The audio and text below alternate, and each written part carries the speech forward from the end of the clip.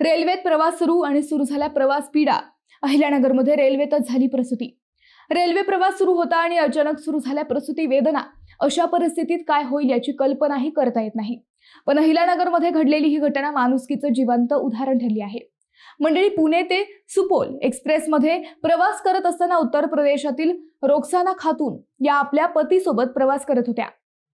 अचानक त्यांना तीव्र प्रसूती वेदना सुरू झाल्या आणि परिस्थिती अत्यंत गंभीर बनली. या घटनेची माहिती मिळताच आरपीएफ जवान तात्काळ मदतीसाठी धावले. अत्यंत संवेदनशील परिस्थितीतही त्यांनी शांतपणे आणि जबाबदारीने परिस्थिती हाताळली आणि मग चालत्या ट्रेनमध्येच त्या महिलेने एका निरोगी बाळाला जन्म दिला. हा क्षण तितकाच थरारक आणि भावनिक होता. यानंतर आरपीएफ जवानांनी आई आणि नवजात बाळाला सुरक्षितपणे ट्रेनमधून बाहेर काढत दोघांनाही पुढील उपचारासाठी सिव्हिल हॉस्पिटलमध्ये दाखल करण्यात आले. सध्या आई आणि बाळ दोघांचीही प्रकृती ठणठणीत आहे.